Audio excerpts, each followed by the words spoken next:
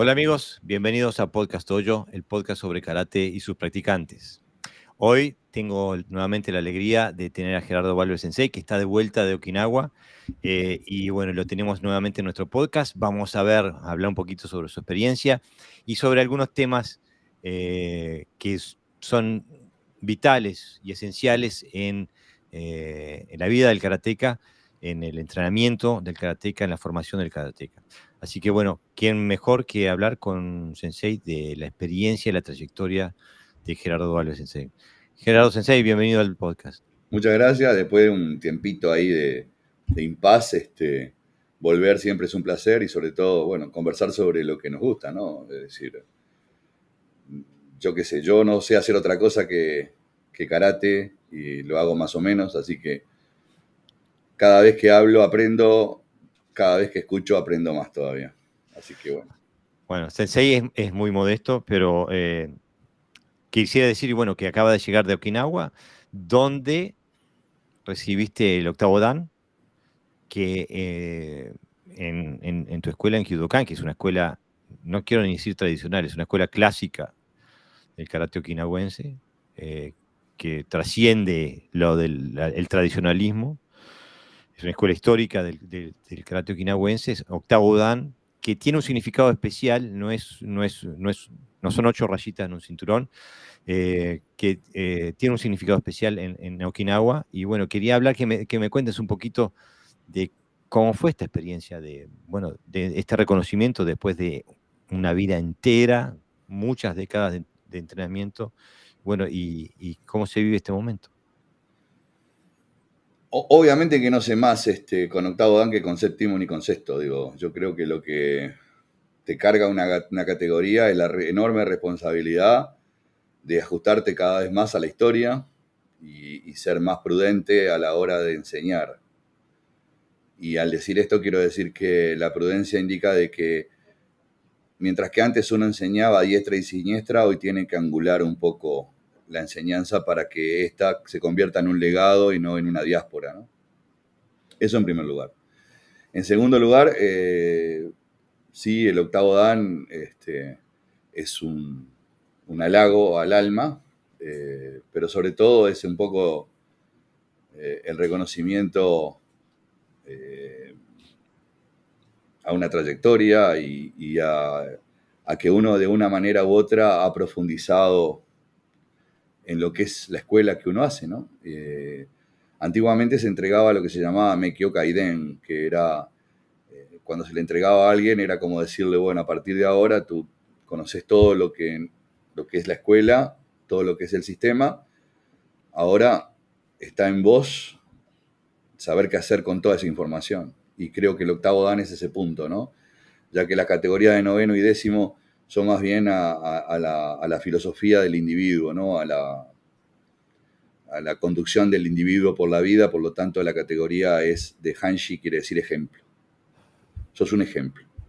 No es que sepas más o menos que cuando eras octavo, es simplemente que sos un ejemplo para la sociedad, para el mundo que te rodea de persona, ¿no?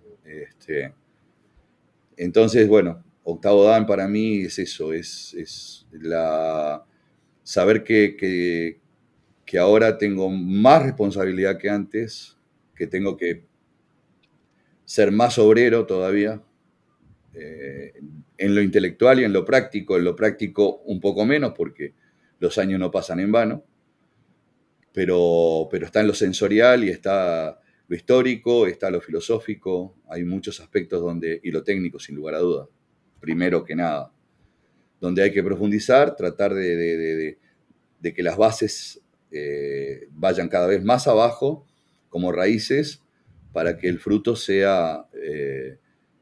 perdure por el tiempo, ¿no? Porque si no, serían hojas que se las va a llevar el viento. Eso es un poco. En cuanto a la experiencia de Okinawa en esta oportunidad, haber viajado con 26 personas, con 26 practicantes de distintos países y todos respondiendo a mí, es otro halago, ¿no? O sea, porque un pasaje, si bien es cierto que hoy está mucho más accesible que hace 30 años o 40 años atrás, de cualquier manera, no es solamente el pasaje, es el tiempo, es lo que uno deja, o sea que hay un sacrificio enorme por detrás, es lo que uno se endeuda muchas veces para poder lograrlo, y llegar allá conjuntamente con todos mis alumnos, me generó la enorme responsabilidad de que se fueran con una experiencia, con algo que les sirva para cimentar su trabajo y para decir, bueno, no estoy en cualquier lado. El haber visto a Minoru Sensei con sus 83 años, con su bastón, con sus dificultades para caminar, ponerse al frente de una clase, y no solamente ponerte al frente de una clase, obligarte a que dieras lo mejor de vos, pararse enfrente de cada uno para hacer el trabajo. Sin lugar a dudas es algo que te lo vas a llevar para el resto de la vida. Porque es un hombre que ya llegó y está cayendo. Y en su caída no arrastra a nadie, sino que te está diciendo que vos tenés que llegar arriba. Creo que ese es el punto más álgido de toda esta experiencia, ¿no? Porque los que fueron antes y me acompañaron antes, vieron a un Minoru potente, fuerte, dinámico. Cada año hacia atrás, que lo fueron conociendo, fueron viendo esa entereza, ese toro, porque es un verdadero toro. Y hoy vieron al abuelo, en todas sus características de tal, con todas sus performances de abuelo viejo. Y creo que eso es lo más importante, porque cuando alguien empieza a practicar y es joven, no piensa que va a llegar a esa edad. Pero cuando uno es joven y ve a esa edad que alguien está haciéndolo, dice que tiene un mundo por delante. Y se da cuenta de todo lo que le falta. De que no hay ego que valga ese trabajo. Entonces creo que al grupo le vino espectacular. Y por esa razón creo que valió la pena. Fueron 2 semanas intensas. Yo daba las clases de mañana en el Hombu Dojo y en la tarde tenían... lamentablemente el Hombu no se podía utilizar porque era mucha gente. Yo lo podía utilizar porque yo lo sé trabajar de otra manera en el Hombu Dojo, a pesar de que era la misma cantidad de gente, pero los senseis, tanto Minoru como Koyu, entendieron de que era mejor hacerlo en otro lado, y bueno, lo hicimos en gimnasio, lo hicimos en el Karate Kaikan, lo fuimos haciendo las clases en distintos lugares, y sin lugar a dudas, el hecho de que entrenaran conmigo en la mañana en el Hombu Dojo completó un poco todo lo que había sido la previa, o sea, porque a mí me gusta antes de cada viaje ponerles lo que más o menos van a ver para que sepan a qué atenerse en todos los sentidos, desde lo locativo hasta lo práctico. Así que por ese lado fue una experiencia redonda. Todavía no lo hemos capitalizado. En estos días ya pienso poner dentro del grupo nuestro que cada uno cuente su experiencia, cómo lo vivió, cómo ahora lo está empezando a potencializar. Porque siempre también en Okinawa reúno al grupo y conversamos un poquito, ya casi sobre el final del viaje, de qué es lo que está viviendo, cómo se siente. Hay mucha emoción generalmente en todo eso. Hay una profunda emoción que es lo que yo quiero, ¿no? Porque lo superficial no genera nada, lo profundo genera emoción. Y esto, para que realmente tenga un valor, tiene que ir a lo profundo de nosotros mismos, ¿no? Porque no es un dogma, no es una religión, pero es algo que compartimos como seres humanos. Y es a ese al que apunto, no al practicante, no al practicante, apunto al ser humano.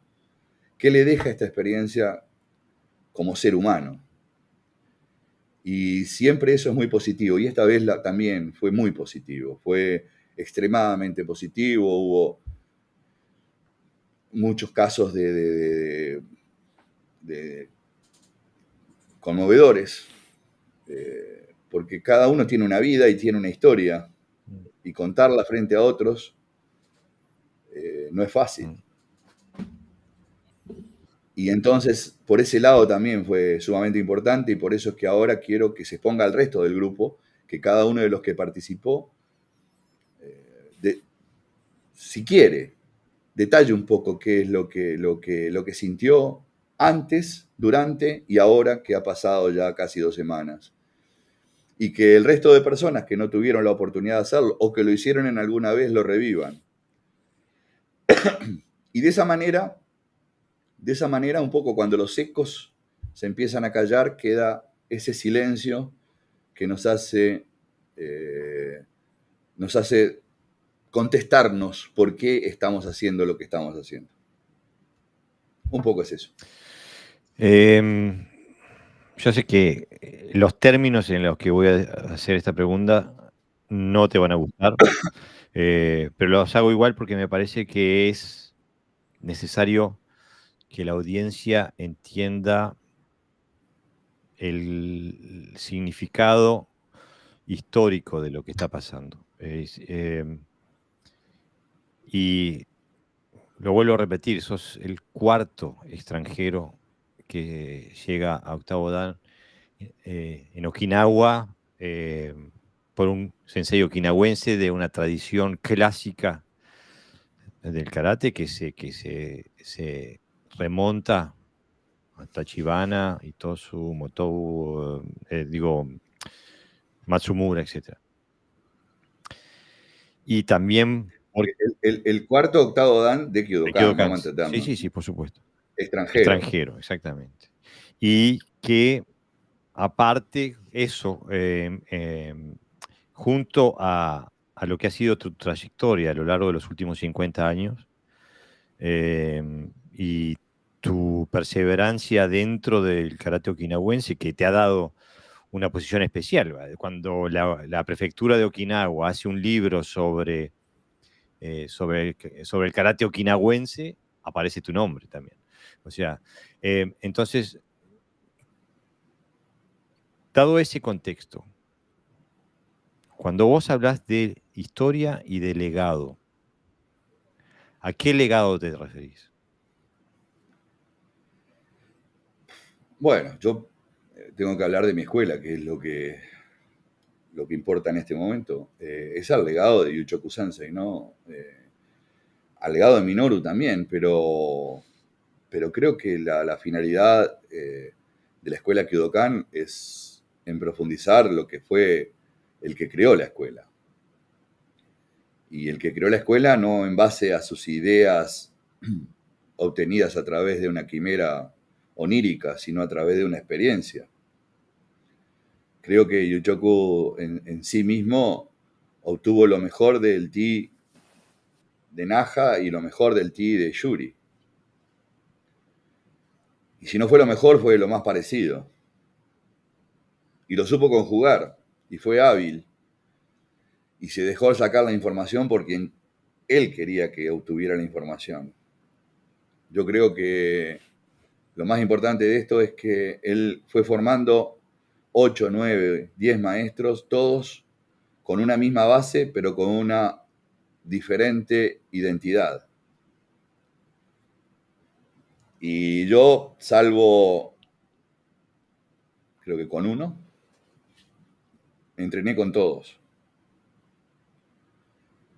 Vuelvo a repetir, ninguno de ellos fue mi maestro. Pero todos me ayudaron. De alguna manera, en el tiempo que me dedicaron, lo hicieron a conciencia. Y yo traté de capitalizar todo eso para entender mejor cuál era el verdadero legado del cual tú me haces mención y que es el legado de Yuchoku Higa y del Ti y de la escuela antigua. No hablo de tradicional, hablo de antigua.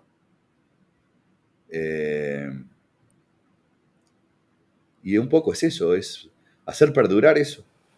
O sea, hacer mostrar que el karate es mucho más que tirar tsukis o patadas. Interpretar que un sotouke es mucho más que un sotouke, que un gedan barai es mucho más que un gedan barai, que una posición es mucho más que una posición.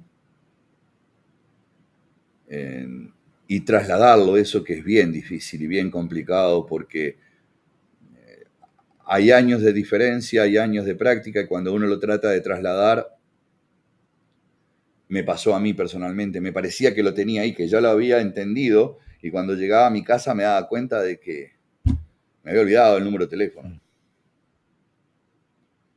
Y tenía que volver. Y eso es muy difícil, trasladar ese tipo de enseñanza para que se convierta en carne y uña, para que sea parte, arte y parte de tu práctica, es muy difícil. Pero siempre tengo la esperanza de que aquello mismo que hizo Yu Choco en su momento, que no se terminó de plasmar, creo que se murió demasiado antes, no se abra, no se pierda, no se diluya. Porque de nada sirve formar un grupo de gente que no entendió que tenía que seguir unida en algún punto para que eso siguiera. Y al abrirse cada uno, fue, viste, como un cohete, ¿no? Que cuando lo largás va perdiendo, cada vez pierde más en su cola, va perdiendo esa pólvora que lo hace elevarse, y luego hace puff y desaparece. Y lo único que quedaron son las estrellitas esas hasta que también se diluyen. Entonces yo no quiero que ese karate sea ese cohete y que la enseñanza sea esas estrellitas que se diluyan en el aire, ¿no? Ese es un poco el legado que yo pretendo, que no es fácil, porque yo no soy un profeta ni soy un iluminado. Soy un individuo practicante de karate puro y duro y nada más. Entonces, digo, la gente cree en mí porque cree en mí, punto, no porque yo le vaya a prometer nada. Y lo único que le puedo decir es, ok, entrená de esta manera y tratá de aprender de tu propia experiencia. ¿Te parece, Sensei, de que corremos el riesgo de que el legado de Yuchoku Higa Sensei se diluya, se pierda? Yo creo que el karate en general, y lo voy a hacer extensivo con mi propio atrevimiento y a consecuencia y riesgo de mis palabras, está enfocado a eso, a que se pierda la herencia de los grandes maestros. Por muchas razones. En primer lugar, porque hay gente que no entendió, no le importa, y entonces lo único que le interesa es la cáscara, y no lo que hay adentro. Otros porque no tienen la capacidad docente para poder, y digo bien, la capacidad docente, porque no es para cualquiera la docencia. No tienen la capacidad docente para poder exponer y que se interprete el legado de tantos maestros, porque no estoy hablando solamente de Yuchoku Higa, estoy hablando de que él fue uno de los guardianes de la tradición, pero no fue el único. Hubo otros grandes maestros. Entonces el problema del karate, el problema que el karate enfrenta hoy en día es la muerte de los grandes maestros y el advenimiento de nuevos sucesores que son la división de la división de la división de la división. O sea que cuando arrancamos con un gran maestro, arrancamos con un 100%. Y cuando el maestro desaparece, no queda el 90, queda el 50. Y del 50 la diáspora. Y entonces queda el 2%. Y en cada uno se lleva un 2%. Entonces lo que enseña realmente es el 2% de aquel 100%. Y ese es el problema que tiene karate. Y ese también problema lo tiene Kyudokan. Obviamente que lo tiene Kyudokan. Por eso una de las cosas que antes se hacía, y todavía el Kyudokan lo hace, porque hay un pizarrón o dos pizarrones, es escribir lo que se enseña, para que se tome nota de lo que se enseña. Porque es una escuela, y una escuela se maneja con pizarrón también, no solamente con transpiración. Hay que escribir, hay que anotar todo lo que uno está aprendiendo. No porque, a ver, yo anote lo que me enseñó mi sensei hoy, yo voy a ser menos alumno. No, voy a practicar exactamente como me lo enseñó hasta lograr la identidad suficiente como para poder potenciarlo por mí mismo. Pero si mi memoria falla y no tengo nada donde suscribirme, obviamente que voy a hacer cualquier cosa o voy a hacer lo último. porque es lo más fresco. Ese es el problema que tiene Okinawa ahora, que no lo tenía antes. Y supongo que es el gran problema que tiene el karate a nivel mundial, ¿no? ¿Cuáles son las características vitales, ¿no? Esenciales de ese tipo? Porque ya no quiero ni usar la palabra karate, de ese sistema que conjugó Yuchoku Sensei y que no hay que ser un genio para darse cuenta que emana de cada poro de tu ser, que es a eso a lo que tú apuntás. A ver, Yuchoku no era más que ningún otro de los grandes anteriores o de los profesores anteriores. ¿A qué apuntaban? Al individuo. O sea, al individuo. O sea, a ver, si tú sos cortito, de altura, y no tenés mucha elasticidad, ¿qué te voy a hacer? Voy a hacer que te desgarre para que te abra de pierna y puedas patear un mawashigiri a la cabeza. En primer lugar, mawashigiri no existe en Okinawa. Para que patees un keage, no, o sea, Yuchoku limitó su enseñanza a las condiciones de los alumnos, lo cual ya le aseguraba un cierto éxito. Eso ya es fundamental. Pero él, hoy por hoy el karate, a ver si vos podés agarrar a dos alumnos y decirle, bueno, vos sos diferente a él, entonces yo a vos te voy a enseñar esto. No, te mandan a freír papa. O sea que hay cosas que se hacían antes que hoy es muy complicado hacerlas. Salvo que lo hagas, en el caso como yo, no cobro nada, elijo a mis alumnos, les enseño lo que yo creo que tienen que aprender y a cada uno le voy dando sutilmente, o no a todos, a algunos, le voy dando sutilmente una línea de trabajo. Una línea de trabajo. Eso es lo que hacía Yuchoku. No generalizó el karate, lo individualizó en un lugar general. ¿Ah? Y entonces, ¿eso qué va a dar como resultado? Va a dar como resultado karatecas diferentes. Y vos me dirás, bueno, pero todos somos diferentes. Hay una clase de 20 personas, son 20 personas diferentes, estamos de acuerdo, pero todas están haciendo lo mismo. Ahora, una cosa es que seamos todos diferentes y estemos apuntando dentro de lo mismo a cosas diferentes. No sé si me explico o me entreveré demasiado. No, te explicas perfectamente. Estás diciendo que Sensei Yuchoku Higa apuntaba a que cada uno, desde sus cualidades personales, pudiera comprender el karate. Perfecto. ¿No? Entonces, ponele, yo tengo un alumno y a él le encanta hacer Sochin. Y yo le digo, seguí practicando Sochin, ¿te gusta mucho? Sí, pero ¿sabes una cosa? No deje de practicar Shion. ¿Y por qué?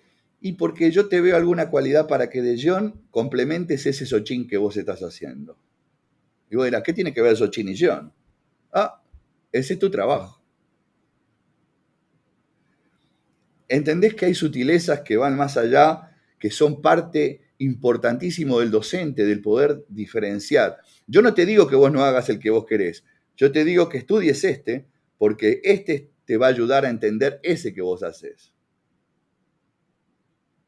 Eso también lo hizo Yuchoku Higa. Entonces, más allá de tu práctica personal, que sabemos que es el centro de tu existencia, ¿ves tu papel principal como tu papel principal desde el punto de vista histórico o de administración de un legado como docente? No entendí muy bien O la sea, pregunta. ¿ves la docencia como una parte esencial de cómo vos mantenés y transmitís este legado? O sea, ¿cómo lo Sí, administrás? sí. Sí, si no tuviera capacidad retórica, no tuviera capacidad física para demostrarlo y no tuviera intelectualidad, obviamente que no podría hacer esto. O sea, por eso yo soy y lo digo no peyorativa, nada de lo que yo diga me pone a mí como el centro de la cuestión, por lo menos que no lo interpreten así, aunque parezca que es así. Yo fui un privilegiado, llegué a Okinawa en el momento justo, a la hora indicada. en el momento que nadie me esperaba. O sea, que nadie se pudo preparar para que yo llegara. Eso se lo tengo que agradecer a los que no informaron que yo llegaba. Llegué en ese momento justo. Tuve al mejor traductor que se puede tener. ¿Ah? Porque entendía el pensamiento, porque hablaba Uchinaguchi, porque era okinawense, obviamente, y porque sabía traducir no lo literal, sino lo empírico, lo real, el fundamento. Que me dijo, anotate todo, porque todo esto capaz que no te lo vuelvan a repetir.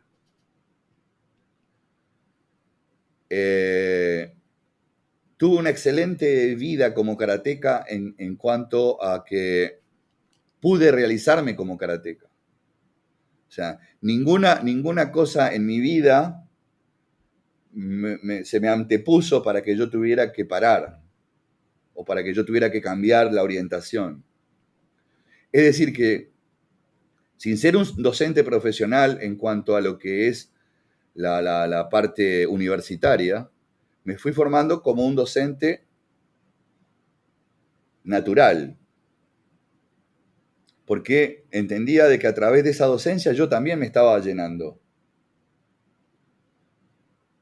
Si yo no sabía explicar lo que quería decir, ¿cómo podía hacerlo? Primero tenía que entender lo que yo estaba haciendo para poder explicarlo. O sea que fue lo verbal y fue también lo físico. O sea que también tuve un físico en su mejor momento que era muy bueno para que fuera fácil de interpretar. Es decir, si hay alguien que fue un privilegiado, bueno, ese fui yo.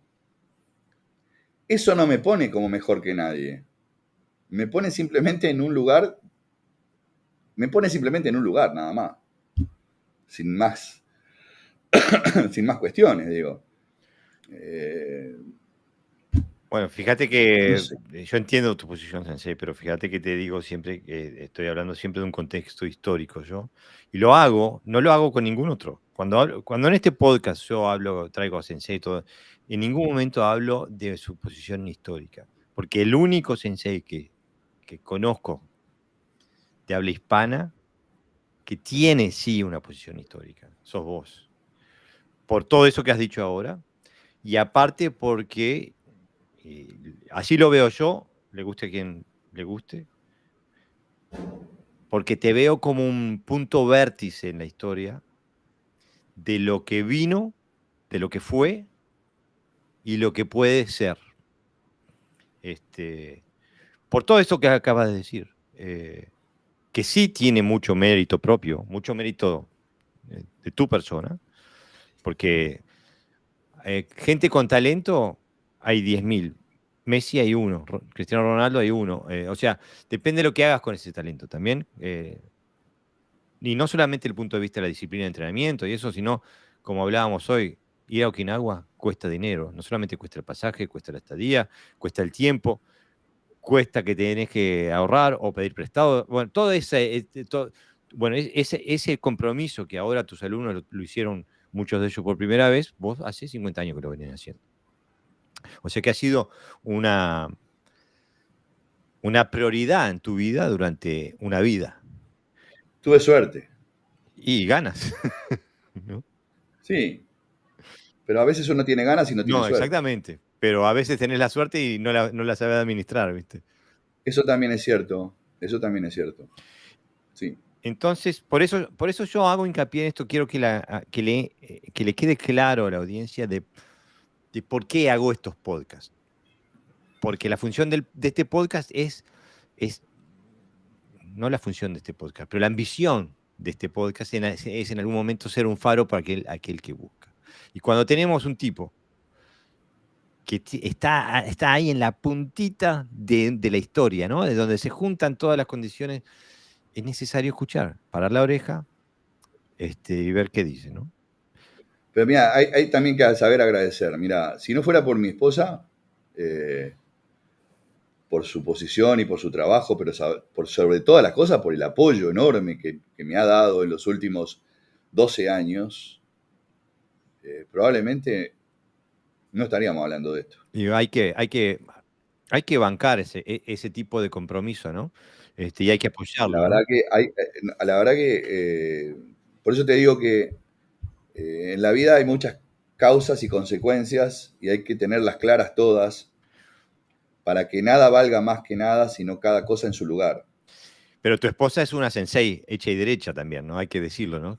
Y ella la sensei del grupo, siempre, O sea que ella siempre, comparte la pasión. absolutamente. Y si no la comparte, lo disimula muy bien Te porque convenció a vos. la adora todo, la adora todo el mundo. En, en- en- en estos minutos previos que nos hablabas, nombraste a Sochin, nombraste a Gion. eh, y entonces, Chintín. sí, exactamente. Entonces, es lo que hace que, y te hago la pregunta porque es un tema que hemos discutido arduamente en el podcast en los últimos episodios, y que me gustaría que me des tu posición lo más profunda que te permita este formato, de cuál es la función del kata, ¿no? ¿Por qué tenemos kata y para qué tenemos que usarlo? Yo te voy a decir un antes y un después. Yo practicaba kata como practicaba, como parte, del bagaje que tenés que hacer en el... O sea, yo también fui parte del karate de las tres Mm. k hasta Okinawa. En Okinawa practiqué kata con todos los sensei que me quisieron enseñar, pero sobre todo uno, que era 25 o 30 centímetros más bajo que yo y me doblaba en peso.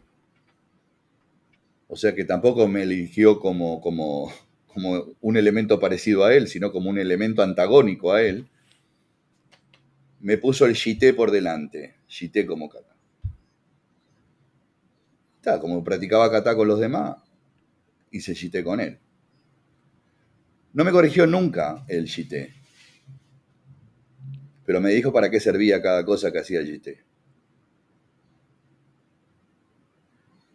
Entonces vos podrás decir, pero ¿cómo? ¿No te corrigió? No, no me corrigió. Él quería que yo me diera cuenta de las cosas explicándome el por qué. Si vos sabías la función, la forma iba a venir. Y eso me hizo paf en la cabeza. ¿Para qué sirve el kata? Es enorme el para qué sirve el kata. Sería un atrevido si yo dijera en amplitud para qué sirve el kata. El kata es individual. No hay dos Sochin en el mundo ejecutados igual, aunque parezca a la primera. Sí te vas a dar cuenta del que lo ejecuta como un elemento coreográfico. Pero cuando un practicante de dojo, ajeno a la coreografía del kata, ejecuta un kata, vas a ver al individuo y al kata como una sola identidad. El que logra pelear sin pelear haciendo kata está entendiendo lo que es el kata. Si bien hay cosas que hay que explicarlas dentro de un kata, hay que explicarlas. No hay que versear, sino explicarlas. Y para eso alguien te tiene que haber inducido al entendimiento. Hay cosas que se sienten cuando lo vas ejecutando. Hay sensaciones. El karate de Okinawa siempre hace hincapié en la sensación, en el sentir en la piel lo que estás ejecutando. Cuando vos practicás Kakie, no es un elemento de fuerza contra otro. Hace poquito, justamente en Buenos Aires, haciendo Kakie con un muchacho que era así de grande, con unos músculos así, 30 años más joven que yo, haciendo Kakie, yo sin fuerza, porque yo lo trabajo sin fuerza como lo aprendí. Y a él se le estaban cayendo los brazos y me decía, pero es como si trabajara con 80 kilos arriba. ¿Entendés que todavía ahí te das cuenta de que falta el proceso ese de identidad, de enfoque? Cuando vos ejecutás el kata, hay un momento, o debería haber un momento, donde no existe nada alrededor. No, no hay nada, aunque esté lleno de gente. Vos estás dentro del kata. No ejecutás el kata te ejecuta a vos. ¿Ah? Entonces, ahora, claro, explicar esto es complicado porque es como que estás haciendo una alegoría de algo que muchos no lo pueden visualizar. El kata pasa, Entonces, el kata pasa de ser objeto, pasa a ser sujeto, pasa a ser... exactamente, exactamente. Ese es el contexto. O sea, si yo te puedo decir un Gedan Barai, puede tener muchas acepciones. Pero en ese momento que estás haciendo el Gedan Barai dentro del kata, ¿qué es? Ya no es que haya varias acepciones, que sí las hay. En ese momento, ¿qué es lo que vos sentís cuando lo haces? Ese es el verdadero importante objetivo del kata. Alguien puede escuchar esto y decir que esto es filosófico. Y digo, no hay nada más alejado de lo filosófico. Esto es práctico. Si no lo practicás, no lo vas a sentir. Tampoco te puedo decir, si lo haces 1000 veces vas a empezar a sentirlo. No. Si lo haces 10.000 veces, no. Si lo haces 100 veces, no. No sé. Depende de cada uno. Es cuando vos sientas que estás dentro del kata, ejecutándolo dentro. No es lo mismo operar al paciente que estar dentro de la operación, dentro del individuo operando. No es lo mismo operarlo desde afuera que estar dentro operándolo. Esto es algo alegórico para generalizar, pero esa es la idea. No es lo mismo hacer el kata como un elemento externo a estar dentro del kata viviendo el momento. Si bien todo kata tiene puntos de conexión entre un trabajo y otro, hasta estos elementos de conexión empiezan a tener valor porque en una pelea, después que se ejecutó el movimiento, después que se terminó la pelea, hay un impas. Pero quien haya peleado de verdad sabe que después que terminó la pelea y hay un momento de impas, adentro tuyo se forma una corriente que es como un volcán. Esto tampoco lo va a poder ver alguien que no haya sentido ese momento. Yo sé que es complicado. No sé cómo describirlo para graficarlo de una manera que quede comprensible para todo el mundo, ¿no? Pero es eso, es que después que pasó el momento de la ejecución es cuando realmente viene la comprensión. Muchas gracias por esa. Espero que... Lástima que no estamos emitiendo en vivo hoy porque me hubiera gustado recibir las preguntas de la audiencia. Bueno, entonces hablamos del kata desde un punto de vista general, por así decirlo. Me gustaría hablar también del kata de un punto de vista particular, porque no en todas las escuelas, pero muchas escuelas, la tradición del Naifanchi es central, ¿no? Sí, en Hanchi se traduce como el Sanchín de Goju, por ejemplo, ¿no? Pero bueno, eso también tiene un tema, eso depende del individuo. Si vos me decís, yo he hecho Sanchín, pero lo he hecho como hijo de vecino nomás. Por lo tanto, no puedo omitir una opinión al respecto. Obviamente que en el Hanchi sí, porque es el kata que he hecho en los últimos 50 años. Para mí en el Hanchi tuvo también varias etapas. La primera etapa, que no me decía nada. Después una etapa donde me explicaron que era para pelear contra la pared, otra que era para pelear arriba de un barco, otra para pelear en un campo de arroz. Tampoco entendí nada. Y otra etapa, donde alguien vino y me prendió la luz del cuarto donde lo estaba haciendo y empecé a ver qué porquería estaba haciendo. Y lo digo en el mejor de los sentidos. Yo voy a decir, ¿cómo puede haber un mejor sentido si me estás hablando de porquería? Digo, no, la porquería desde el punto de vista de que no entendía nada de lo que estaba haciendo. ¿Por qué el Yujidachi? Explicar lo que es ¿Por el qué? Yoshidachi para... El paso que cruza por delante para pasar a la otra posición, ¿no? O sea Naihanchi, o sea Kibadachi, o sea Shikodachi, como cada uno lo Mm. practique. Y entonces cuando yo estaba haciendo ese movimiento, así me dice, pará. Y me agarró de los hombros y me hizo, ¡wuk! Así. ¿Y qué te pasa ahora? Y estoy mirando para el otro lado. Ah, quedaste mirando para el otro lado. Y claro, ahí empezás a ver, hay otra cosa, no es solamente una línea. Después me lo hizo hacer al revés, del último movimiento al primero. Después me lo hizo hacer para el otro lado. Después me lo hizo hacer cambiando de posiciones en un cuadrado. Después me lo hizo hacer cambiando de posiciones en un círculo. Y entonces dije, ¿y todo esto estaba dentro de esto?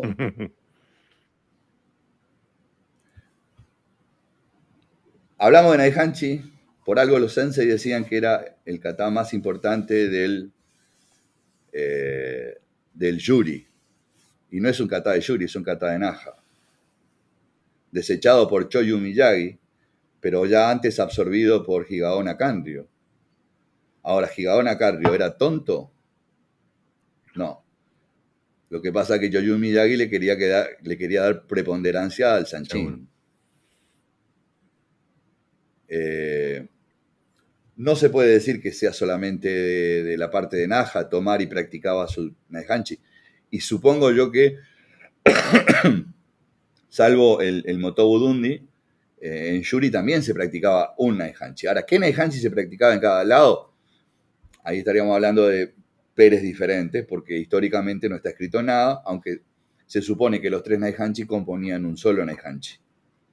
Y si uno practica los tres Naihanchi encadenados y le da una versión circular a los movimientos, o sea que cuando haces el Yujidachi te cambias de posición y vas haciendo ese mismo movimiento, vas a ver que la pelea es una pelea envolvente, absolutamente envolvente, donde pasás de ser una figura lateralizada a una figura dominante. Si haces los tres Naihanchi. Porque si haces uno te vas a quedar a la tercera parte del círculo. Es decir que, y esto lo generalizo ahora, vos no podés practicar un kata y literalizar un kata.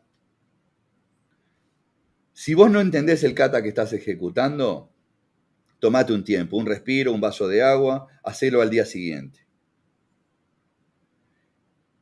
Y dale otra intencionalidad, cambia la intencionalidad. Cambia algo del movimiento. Cambia la orientación, algo.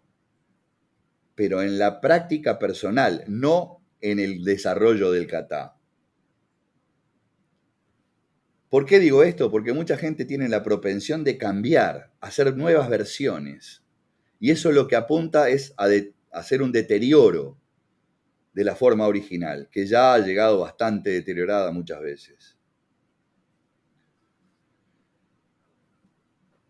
Pero podés hacerlo con 20 katas, con 15, con 12. No lo podés hacer. No lo podés hacer. Lo que tenés que hacer es aprender todos los katas de tu escuela.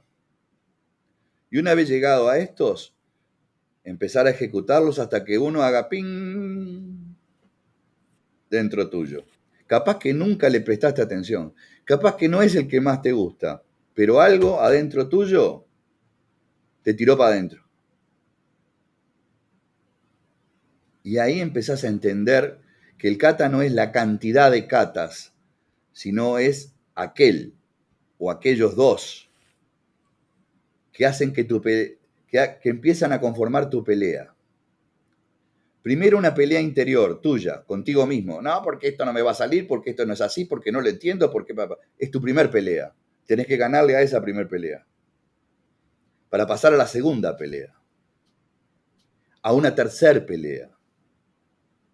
Hasta que sos capaz de verdaderamente hacer una pelea con técnicas de ese kata. Pero no ya pensando en el kata, no ya pensando en la técnica. ¿Qué quiere decir? Que te tragaste la técnica y al kata, te lo tragaste, te lo comiste, lo tenés adentro tuyo ya. Lo Es internalizaste. parte de tu bíceps, es parte de tu puño, es parte de tu cabeza, es parte de tu pensamiento. Dos preguntas. Empezamos por la más fácil, porque el otro día estaba leyendo un artículo de el nieto de Motobu Choki, Naoki. Naoki Motobu, traducido por Andreas Quast Sensei, este, donde hacía la proposición de que Matsumura hacía el Naihanchi con las manos abiertas. Sí. ¿Tenés alguna reflexión al respecto? Aparentemente era así y Chibana también algún alumno se lo enseñó así. Hasta donde yo sé, por ejemplo, hay un alumno de Yuchoku que también lo aprendió así, de Chibana, y Yuchoku se lo permitía así, hacer así, y le pusieron el Naihanchi Juno Kata, que quiere decir como Naihanchi libre. Ah. O sea, que era la versión que hacía Shimabuku Sensei, Tatsuyuki Shimabuku, y que sin lugar a dudar era lo que te decía, cuando haces los tres juntos y le vas dando una orientación circular a todo el kata, completas un círculo de verdad. Y cambia, absolutamente cambia la visión del kata, ¿no? Es que es como, a ver, el Naihanchi, ¿sabes? Yo lo asimilo a un karateca, a un caramelo que tiene mucho envoltorio. ¿Ah? O sea, vos querés comerte lo que hay adentro, pero tenés que sacarle primero un papelito, después otro papelito, después otro papelito. Capaz que el caramelo es así de chiquito, pero es riquísimo. Ahora, te tuviste que sacar todos los papelitos que tenía alrededor. O en el hanchi es exactamente eso. En cierta manera, todos los katas son parecidos a eso. Pero en Naihanchi, por su linealidad, estás más obligado a sacarle más papelito, porque si no, no lo vas a entender. ¿Ah? Es decir, vas a tener que cambiarle la orientación, vas a tener que hacerlo de atrás para adelante, del medio para el final, del medio al principio. O sea, tenés que buscarle la vuelta hasta que vos lo empieces a interiorizarlo. Pero para todo eso y para practicar karate, ¿sabes lo que necesitas? Tiempo. Primera cosa. Paciencia. Segunda cosa. Y soledad. Tercera cosa. Para todo el karate son tres elementos fundamentales. Eh, Tiempo, paciencia, soledad. ¿Cuál es tu opinión? ¿Todos los katas nos enseñan la misma lección? No, no. Ahora, seguramente haya entre muchos katas uno que te va a enseñar la lección que vos necesitas aprender. Y entonces, no estoy hablando desde tu perspectiva, estoy hablando de la perspectiva del karateca normal, de dojo. Yo también soy normal, por favor. No, pero el karateca normal de dojo como yo, que va al dojo X cantidad de veces por semana, eh, un karateca moderno, por así decirlo, de los 100 millones que somos, ¿no? ¿Podemos nosotros acceder a eso en el mundo de los katas tuneados que hemos recibido? Es una pregunta. Yo pienso que todo el mundo puede hacerlo, sin lugar a dudas, sí. Ahora, la elección del kata tiene que ser. Ya te digo, vos no elegís el kata te elige a vos. Los maestros avesados pueden definir que este y aquel, o tal vez aquel otro, se identifiquen más con tu persona. Los maestros que saben realmente te pueden decir que hay un kata que se ajusta a vos y que probablemente sea este. Ahora, cuando vos me hablas de tuneados y me hablas de grandes cambios, tenés que tratar de ir al que más se aproxime al original. Obviamente en un kata de competencia está la diáspora, está en el lado opuesto, ¿no? O sea que ese no te va a servir, seguramente no te va a servir. O sea que si a vos te gusta uno de esos katas, tenés que ir tratar de llegar a la versión más cercana a la original. No creo que haya otra respuesta que tenga avisos de realidad más que esta que te estoy diciendo, ¿no? Y como te vuelvo a repetir, como es tiempo, es dedicación, paciencia y sobre todo soledad, probablemente elijas un kata y este no sea el que se ajuste a vos, aunque vayas al más original de todos. Hacés hincapié en la soledad. ¿Por qué? Sí, sí. Porque es en la soledad donde vos escuchás al maestro. Es en la soledad donde vos escuchás al maestro, no en el bullicio.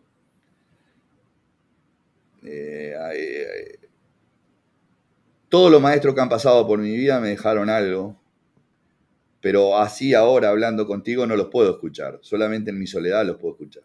Pero eso va contra la cotidianidad de la gran mayoría de los karatecas que solo practican en grupo. Bueno, pero para los que solo practican en grupo, su interés está en eso nada más. O sea, yo trato de trascender a eso y trato de que alguno de mis alumnos también quiera trascender a eso. O sea, no está mal practicar en grupo y hacerlo así, digo, hasta dónde querés llegar es tu límite. O sea, ¿a vos te parece que Usain, el corredor más rápido del mundo, lo hacía porque corría en grupo o porque él tenía su propio entrenamiento? O sea, la única manera de diferenciarte de los demás es cuando te identificás contigo mismo. Porque si no, te mezclas con el grupo y entonces pasás desapercibido. Entonces, y ahora estoy jugando a ser el abogado del diablo, eh, podríamos decir que si bien la masificación del karate lo ayudó a crecer, también lo ayudó a Sí, morir. también. Pero eso porque los maestros tienen que tener la suficiente claridad para decir, hoy están todos acá, pero son todos diferentes. Y cada uno tiene que empezar a buscar su camino dentro de lo que estamos aprendiendo en grupo. Si querés hacer las cosas mejor, tenés que, aparte de lo que aprendés acá en grupo, especializarte. Pero eso creo que es común a a todas las actividades humanas, ¿no? O sea, vos vas a crecer cuanto más le dediques tiempo a algo, ¿no? ¿Qué pasa? Hoy por hoy el karate está compuesto de aprendices de todo y oficiales de nada. Hoy queremos hacer todo el karate, todo el kobudo, ser gimnastas olímpicos y aparte de eso sobresalir. Y no, no funciona así. Si una de las cosas tenemos que, si hay algo que tenemos que aprender del karate deportivo es que los que triunfan son los que le dedican más tiempo al entrenamiento en forma personal. Y eso hay que trasladarlo a cualquier actividad. En el karate antiguo funcionaba exactamente igual.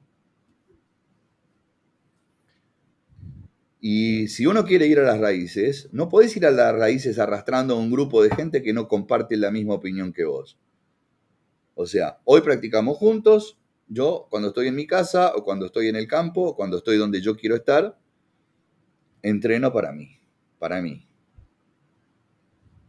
Yo siempre entreno para mí solo, soy un egoísta. Yo siempre le digo a mis alumnos, ustedes son una casualidad en mi vida. Ahora, si quieren ser una causalidad, entonces empiecen a entrenar para ustedes.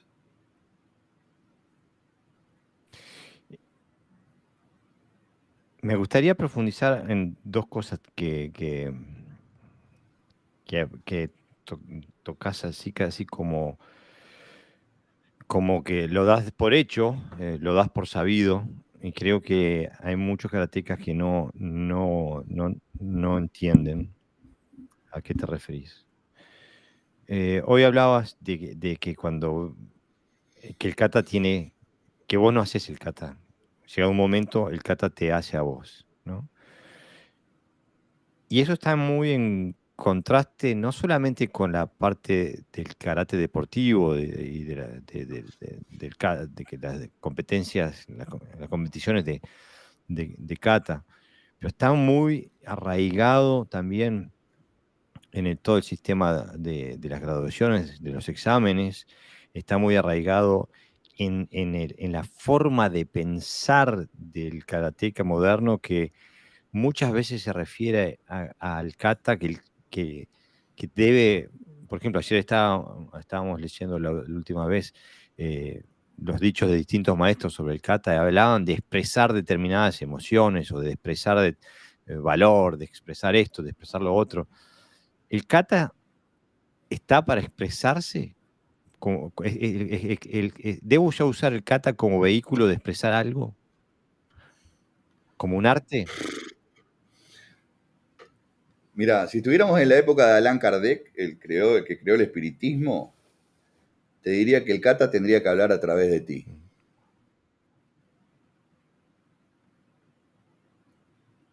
Más o menos.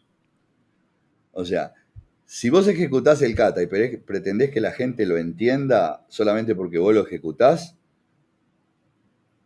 no funciona. Capaz que te aplauden, capaz que ganás una medalla o lo que sea. O capaz que te sentís bien porque la gente te admira. Ahora, si el kata se expresa a través de vos, que no es que vos te expreses a través del kata, si lo haces a la inversa, si lográs que el kata se exprese a través de vos, entonces vas a empezar a entender cosas que estaban vedadas de otra manera. ¿Funciona para todo el mundo así? No tengo ni idea. No tengo ni idea, la verdad que no sé. No. Si vos me decís, pero entonces, si todo el mundo lo hace, ¿lo va a vivir así? No sé. O sea, Yo te hablo de mi lo que me experiencia. estás diciendo es que el kata, en realidad, se comunica contigo. No está para Y que bueno, esa vos es te la comuniques con conexión. el público. O para que vos no te comuniques, vos te comuniques. No, a mí el público no me interesa. No me interesa si alguien lo ve o no lo ve. Ese es el primer coso que tenés que combatir. El hacer las cosas para los demás. Primero todo lo tenés que hacer para vos. Los demás son, como dije, una casualidad, no una causalidad. Los demás están ahí porque estaban ahí o porque quisieron estar ahí. Desde el momento que vos te desprendas de esa lógica que genera es que ¿cómo vos podés lograr ser individual cuando vos querés estar con los demás? Cuando estás con los demás tenés que ser parte. Solamente cuando estás en la soledad vos lográs tu individualidad. Porque de la otra manera lo que lográs es que los demás te admiren o te detesten. ¿Entendés? Es decir, el karate en sus orígenes no funcionaba así. Cuando nadie me miraba, yo era donde controlaba mi mejor técnica para ejecutarla y que nadie se diera cuenta de esa técnica. Y que nadie se diera cuenta. Ese era el objetivo. Ese era el objetivo del TI. Entonces, basado en esto, ¿qué reflexión te genera la visión del karate como un arte? Como un Sí, arte, con la connotación estética de arte. no tengo idea, la connotación estética para mí hace años que dejó de tener validez alguna, ¿no? Ahora, con el arte, todo. O sea, no imagino a un Van Gogh o a un Picasso o a nadie que se dedique a liberar su sentimiento y plasmarlo en lo que sea, ya sea en una piedra o en una tela o en la arena, que no sienta esa chispa, ¿no? O sea, ejecutar un kata con chispa es hacerlo desde adentro. Por eso lo interesante de saber muchos katas es que te da la opción de, mejor dicho, Lo bueno que tiene, y yo creo que ahí Yuchoku la pegó bien, porque eligió 15 katas increíblemente cargados de emotividad, para que cuando lo ejecutaras uno te agarrara y te metiera para adentro. Si yo te enseño 3, capaz que ninguno de esos 3 es es decir, estoy limitando. También me puede decir, bueno, pero hay 50 katas originales. Bien, pero Yuchoku eligió 15 originales, más 5 Pinan, más 2 Fukyugata, los cuales los elimino un poco, no porque no tengan valor, que sí lo tienen, pero son valor formativo. Ya cuando empezás a ejecutar katas completos, en el gran sentido de la palabra, obviamente que empezás a agrandar tu universo. Y esto es complicado de explicar. Cuando vos agrandás tu universo, es para que veas que el sol no es la única estrella, ni que vos sos la última Coca-Cola del desierto. ¿Ah? Y cuando agrandás tu universo, una de esas luces que son estrellas, que son soles, capaz que te ilumina más. Y entonces, ¿qué es lo que haces? Lo inversamente proporcional. Agrandaste tu universo para achicarlo y traerlo para adentro tuyo. Si vos te quedás en el universo grande, te perdés. Te perdés. Te confundís. No sabés cuál es la línea que tenés que seguir. Cuando esa luz te ilumina, agarrala y traela para vos. Y vuelvo a repetir, el karate se practica en grupo, pero es personal. Y siempre es así. Históricamente siempre ha sido así.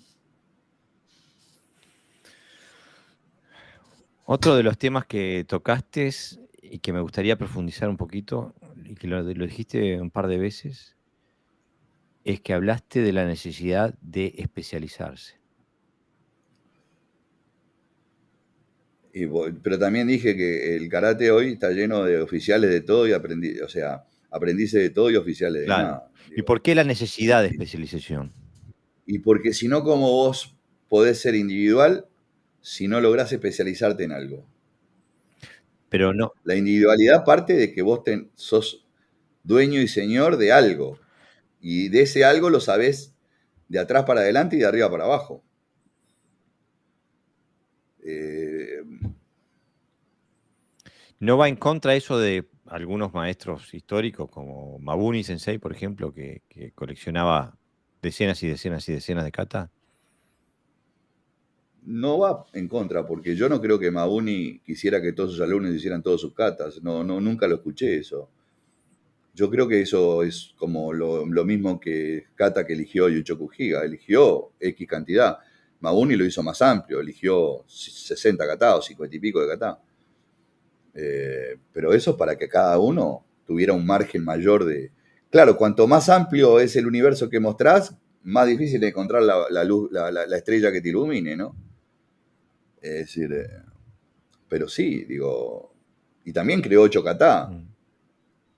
Yo no sé si está bien crear kata. Yo creo que con lo que hay más que de sobra.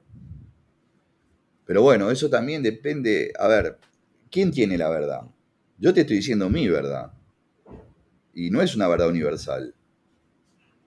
Estoy tratando de llegar a cómo era el pensamiento original, lo cual no quiere decir que lo que yo esté diciendo sea eso. Digo, es mi aproximación. Claro, pero ahí tocas un nervio, me parece, porque ¿te parece que estaría yo muy errado en decir que el objetivo hacia el cual apuntaba, por ejemplo, un maestro, no solamente él, pero un maestro como Mabuni Sensei, esa generación, ese grupo de maestros, el objetivo que apuntaba era otro completamente distinto del que apuntaban los maestros más originales? Mira, yo creo que lo que hizo Mabuni en cierta manera estuvo bien, porque fue rescatar kata que se iban a perder. Él fue un bibliotecario de kata, coleccionista, ¿sí? En su interior habría que ver qué es lo que él pensaba sobre cuál era el kata de él, o cuál era su kata preferido, cuál era aquel que lo había captado. Pero aparte de eso, él cumplió una doble misión. Aparte de ser un practicante de karate muy bueno, cumplió la misión de salvar para la humanidad un montón de kata que se hubieran perdido. Después la función, si lo superó la función y el ego y decidió crear más kata, bueno, eso es un tema aparte de la historia, ¿no? Pero en principio podemos decir que fue un rescatador de kata. Pero, por ejemplo, Toyama no hizo eso. Y Motou ni hablar, menos todavía. Y Funakoshi sabía 5 o 6 kata. Después, el resto lo mandaba a aprender o a Okinawa o a Mauni. Claro, justamente. O sea que si vos razonás esto, casi todos los grandes maestros tenían un reducido grupo de kata. O sea que eso ya te puede dar una idea o pautar una idea de cuál era el pensamiento antiguo, ¿no? A eso voy, porque mira, hace no muchos años, pero mucho tiempo, ¿verdad? Unos 2 años, una cosa así. Vos me dijiste una cosa que a mí me quedó picando. Me dijiste, y que incluso yo la cité en el podcast y la cité mal, así que ahora tengo la oportunidad de rectificarme. Que me quedó picando porque me dio un ángulo a cuál era realmente la visión antigua. Hablando de Choyo Miyagi, vos me dijiste que Yuchoku Higa Sensei dijo que Choyo Miyagi dejó de enseñar Ti cuando empezó a enseñar Goju Ryu. Claro. Y no, no, Sí, y así fue. no quiero hablar mal de nadie, estoy simplemente marcando la diferencia, la diferencia de intención, la diferencia de objetivo. Entonces, ¿a qué te parece que se refería Yuchoku Higa Sensei al decir una cosa de esa? Y bueno, a que mientras que él eligió alumnos específicamente, algunos de ellos, como Yoatsu Kyoda, mismo, mientras que Higaon a cambio eligió a algunos alumnos como Yoatsu Kyoda, como Choyumi Miyagi, algún otro más que anduvo por ahí en la vuelta, y lo fue formando en su ti, en su forma, conjuntamente con Seiyo Aragaki y algún otro más que se me pierde, Kenko Nakaima y algún otro más. No había grupos. Entonces, en cierta manera, Miyagi Choyun sigue el lineamiento de Itosu para abrir el karate y decide conformar lo que luego se llamó Goju-Ryu, pero casualmente se llamó Goju-Ryu. Y yo creo que cuando casualmente se forma el Goju-Ryu, como Miyagi pretendía entrar en Japón, entonces dijo, bueno, este es el sistema. Este es un sistema generalizado. Y a partir de ahí dejó de hacer un sistema personalizado. Claro, y cuando eso es lo que entendí yo, pero no puedo dejar de generalizar, porque cuando yo escucho eso, yo no escucho que Yuchoku Higa Sensei esté hablando solamente específicamente de Choyo Miyagi y del Goju Ryu. Yo escucho que Yuchoku Higa Sensei está hablando del karate moderno, de todo el karate que Sí, partió sí, ahí. absolutamente. Absolutamente, es de todo el karate que está hablando. Yo te pongo un breve ejemplo para continuar. Cuando Choyo Miyagi estaba bien, pero tenía algún problema de hipertensión y tenía problemas cardíacos, y todavía Jinan Shinsato estaba vivo antes de la guerra. Jinan Shinsato era su alumno de linaje, de línea directa, y muere en la guerra. Pero antes de eso, él le dice, cuando tengas alguna duda, preguntáselo a Kyoda. Kyoda crea el Ton Ryu, con menos kata todavía. Quiere decir que Kyoda tenía un ti que en su momento compartió también con Miyagi Choyun. Un ti, no estamos hablando de estilo de karate. Cuando Yuchoku Higa va a practicar con Chibana, no va al Shorin Ryu o al Kobayashi Ryu, va a Chibana. ¿Ah? De ahí es que hay una diferencia entre los que eran alumnos anteriores al ingreso de Yuchoku Higa dentro del Kobayashi Ryu y a partir del ingreso de Yuchoku Higa con su visión del Ti que ya venía arrastrando. O sea que Chibana hace su Ti con Yuchoku Higa. Por eso es que si vos ves a todos los alumnos de Chibana, con poquita diferencia, hacen todo lo mismo. Que no es lo que hacía Yuchoku Higa. Que no es lo que hacía Yuchoku Higa. Y esto no lo digo en desmedro de ninguno, ni de Miyahira Sensei, ni de Yagi, ni de Nakasato Yugoro, o otros sensei que provienen del linaje de Chibana. No lo digo en desmedro, digo que simplemente Chibana capaz que no tuvo con ellos esa diferencia. O sea que no son culpables de lo que están enseñando, sino son culpables, son receptores de algo que Chibana lo dejó así. ¿Y eso no te parece que compromete el legado que recibimos los que pertenecemos a esa ala del karate moderno? Sin lugar a duda. Compromete, para mí, no es que comprometa el futuro del legado, compromete al individuo a buscar el legado. Vos podés verlo de dos maneras. Ok, nos dejaron esto, entonces nos vamos a morir haciendo esto. No, bueno, esa es tu decisión. Capaz que lo que te quieren decir es que a partir de lo que sabes, tenés que seguir yendo a profundizar.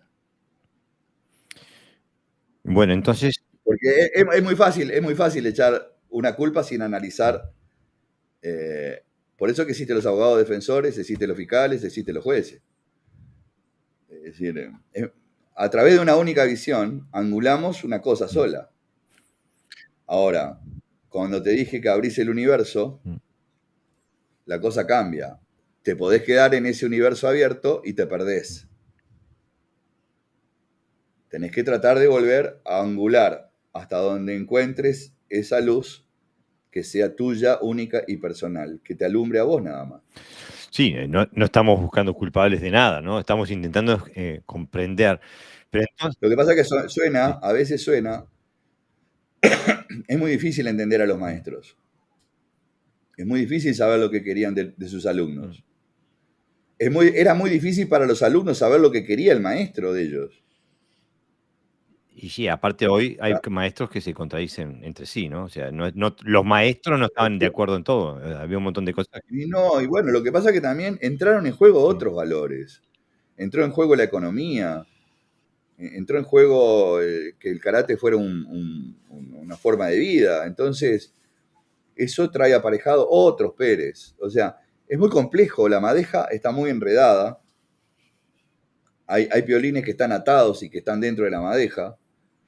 Entonces, eso es lo que lo hace complejo. Ahora, si en tu mente vos te olvidás de la madeja y te olvidás del hilo y te olvidás de la lana y vas yendo a los focos, capaz que la cosa empieza a solucionarse y a aclararse. Ahora, si vos seguís enmarañado en la madeja y querés tirar del hilo y te vas a encontrar con que hay un nudo y ese nudo te lleva a otro hilo que es de otro color y entonces te vas a perder en ese universo del cual yo hablaba, ¿no? O sea, a buscar el porqué, el por qué pasó eso, más que el por qué hicieron eso. ¿Por qué quisieron esa confusión? Capaz que no fue pensada la confusión, es muy probable. O capaz que sí, y fuera un acuerdo tácito entre grandes maestros de decir, bueno, no queremos que todo el mundo aprenda, queremos que todo el mundo haga algo, sí, pero que aprenda de verdad, no queremos que todo el mundo lo haga. Hoy vi un artículo también de Motobu Sensei, también traducido por Andreas Quast, sobre el partido de los obstinados. Los obstinados, sí. Que evidentemente salen récords históricos que demuestran que el partido de los obstinados, que vendría a ser el partido pro-chino antes de Cuando, Sí, ¿no? estaba dividido, estaba entre los pro chinos y los pro Claro, okinawenses, ¿no? Eran los claro, anti-japoneses. exactamente. Y que evidentemente hay récords históricos que demuestran de que el Partido de los Obstinados empezó a enseñarles a enseñarles karate, o sea, un ti generalizado. Hicieron una escuela donde enseñaban también, eh, A darse palo entre ellos. claro. O sea que hay un récord de que parece que hay alguien que es anterior a Itosu a dar clase en las escuelas. Sí, sí, sí, existe eso, es así. No recuerdo ahora el nombre, Choku, no me acuerdo ahora el nombre, pero sí lo leí en algún momento de que el Partido de los Obstinados había empezado a entrenar gente, pero era para las peleas seculares que había entre los dos grandes bandos, ¿no? Los pro-japoneses y los que no eran pro-japoneses. Dentro de los que no eran pro-japoneses había algunos que se habían quedado en Okinawa y otros que se habían ido a Fuchu, Ujú. pensando de que en algún momento el gobierno de China los iba a ayudar para retomar otra vez Okinawa. Y no, bueno, Más o menos a grandes rasgos esa es un poco la historia, ¿no? claro, y a lo que apuntaba yo es que ¿te parece que estaría muy errado decir que la visión y la forma y la metodología del karate que nos llegó hoy es la que tenía el partido pro japonés? Claro, absolutamente. El pro japonés. Sí, sí, no, aparte otra cosa, el otro enseñaba a pelear pura y Mm. duramente, con palo, con lo que viniera. Entonces, Incluso hubo muchos sí. encarcelados por haber matado. Mientras que los pro japoneses, no, era otra cosa. Era algo muy educativo. Lejos de lo funcional, era lo Mm. formativo, desde el punto de vista de la cultura, ¿no? Bueno, y entonces esto nos lleva a una cuestión que, que sale a relucir constantemente en la discusión entre karatecas, que se utiliza constantemente en la promoción de las escuelas, de los dojos, y es el hecho de la tradicionalidad. Eh, Como que el que gana el partido es aquel que es más tradicional, ¿no?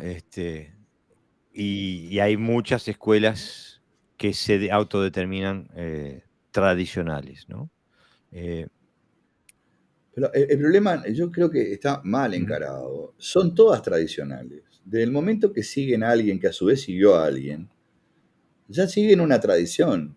Ahora, que esa tradición conlleve al ejercicio de de la búsqueda histórica, de la búsqueda del origen, de la búsqueda del por qué, es otra cosa distinta. O sea, no hay que pelearse porque digan tradicional. No, no. O sea, la gente que se separó de Oyama cuando Oyama se murió, Oyama, y Kyokushin de Oyama, se dividió en 70 Mm. grupos.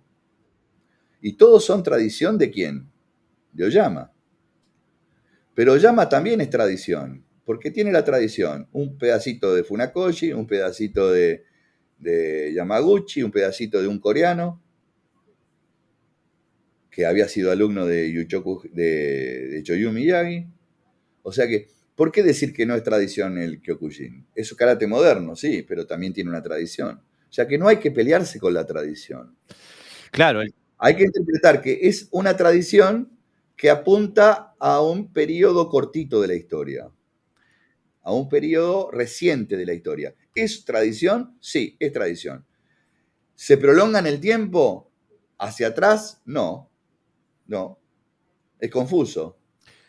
No se puede seguir un hilo conductivo correcto, porque entre aquello y esto que hoy se llama karate tradicional hay un abismo de distancia. Pero ¿es una tradición cortita? Sí, es una tradición.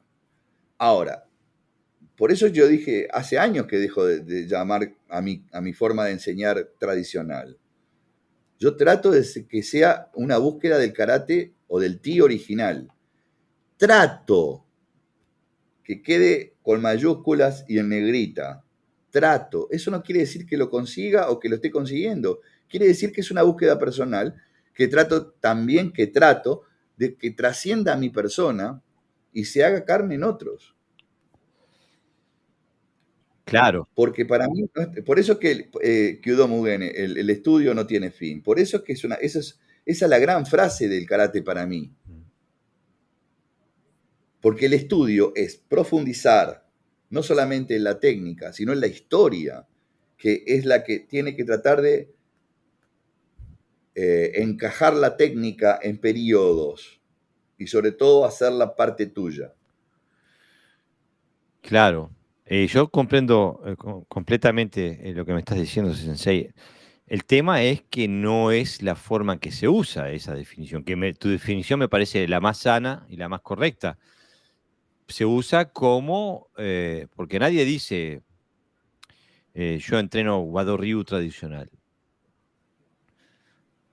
No. Dice nada más que tradicional, apuntando a una conexión con el pasado.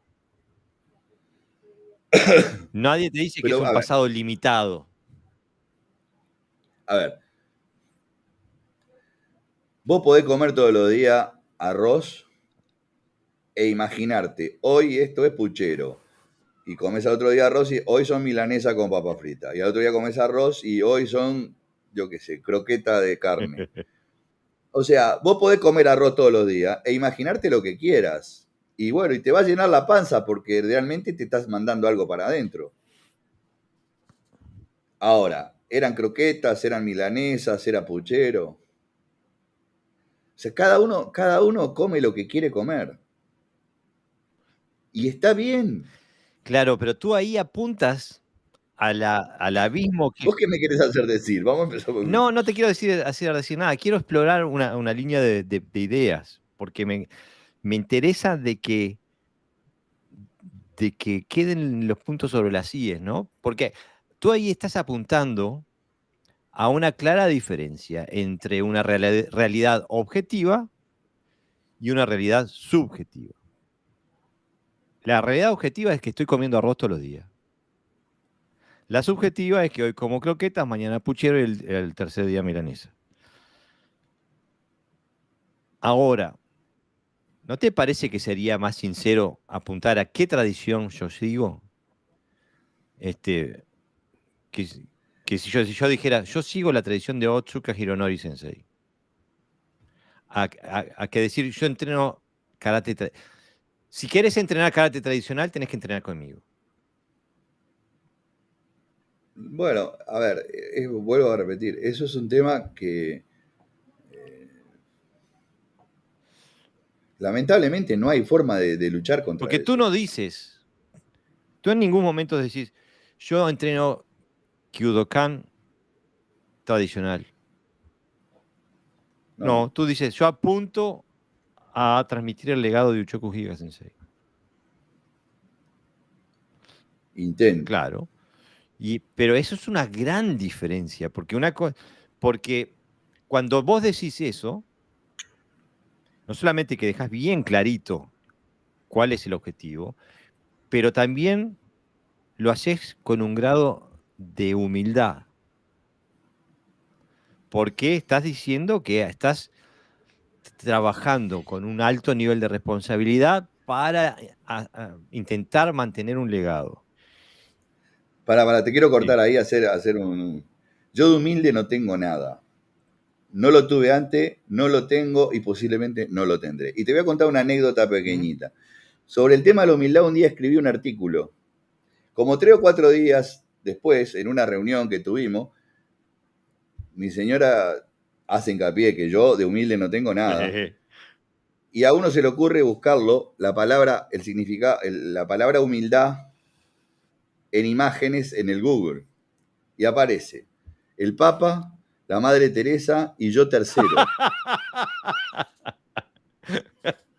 Sos Te lo el juro. cuarto octavo dan y el tercero en humildad. El tercero en humildad. A ver, dio la casualidad que había escrito un artículo y que el Google lo mandó ahí tercero. Entonces dije, ¿viste cómo yo soy humilde? A ver, no se trata de humildad. no se trata de humildad, se trata de sentido común. Se trata de sentido común. Yo creo que por ahí pasa todo. Se trata de no ser necio. Porque yo puedo estar equivocado un 100%, un 90%, un 85%. Yo puedo estar un 1% y ya estoy equivocado en un 1%. Reconocer eso es crecer. ¿Ah? Es decir, pero vuelvo a repetir, si vos querés comer arroz y creer que estás comiendo el mejor manjar del mundo, está en vos. O capaz que el arroz para vos es el mejor manjar del mundo y está bien también. No se puede hacer cambiar de opinión a la gente si ésta no quiere, ya no cambiar de opinión, sino usar el sentido común. Porque tampoco se trata de que esta conversación pretenda cambiar No, la opinión de la en gente. absoluto, en absoluto. ¿Ah? Lo que, Ni tampoco que estamos hablando mal de nadie. Si vos me preguntás, ok, el karate de Okinawa entonces es el mejor karate, es el más... No, ¿qué va? El que yo conocí está lejísimos. Y supongo que si hubiera ido, en lugar de hace 30 años atrás, a 60 años, el karate de esos 30 años estaría lejísimos también. Entonces, ¿pero qué pasa? Si yo me hubiera quedado solamente con eso, si no me hubieran mostrado que había otra cosa, por lo menos mostrado la punta de la baraja, y hoy yo capaz que diría que estoy haciendo karate tradicional. pero no lo Y no decís. estoy haciendo karate No, tradicional. no lo decís. Y a eso me refería yo con humildad. Capaz que no es la palabra correcta, pero tú no dices, yo soy, si querés entrenar el karate de Uchoku Higa, tenés que entrenar conmigo. No, Dices, no lo diría porque se me caería la cara de vergüenza. claro, dices, apunto, intento, no sé si lo logro, pero intento, Comprenderlo primero. exactamente. Y en el karate estamos llenos de...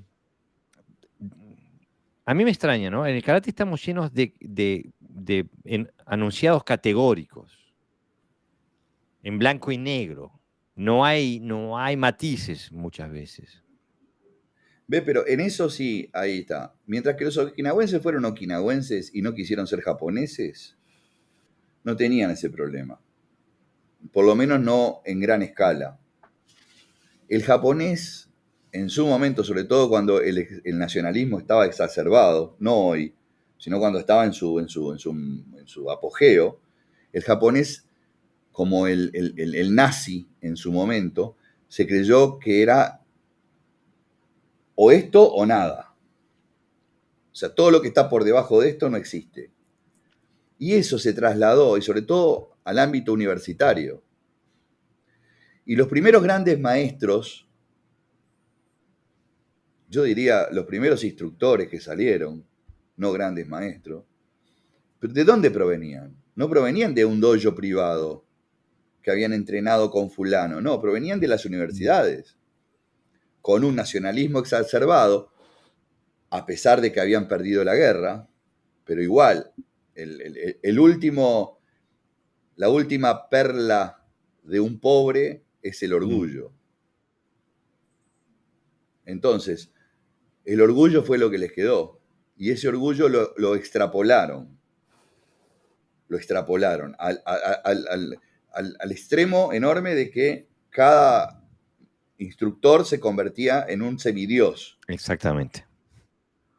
Porque te cascaban, porque el terror también funcionaba. Entonces, no preguntes, pumba, hacelo, pumba. Te corrijo con vara de mimbre o te corrijo con un shinai. No con una explicación porque no la conozco o porque no tengo ganas, no se me encanta decírtela. Y esos lodos trajeron estos barros, esta confusión. Se sigue a un tradicionalismo irracional. Irracional y carente de fundamento muchas veces. Pero eso es un problema que lamentablemente no tiene solución. Podemos. Porque las nuevas generaciones bebieron de las anteriores y están transmitiendo todavía ese mismo brebaje. Pero podemos afirmar entonces de que no hay un karate tradicional mejor que otro karate tradicional. No, claro que no. Claro que no. Porque podría decir, bueno, pero yo hago karate de Okinawa. ¿Qué karate de Okinawa estás haciendo?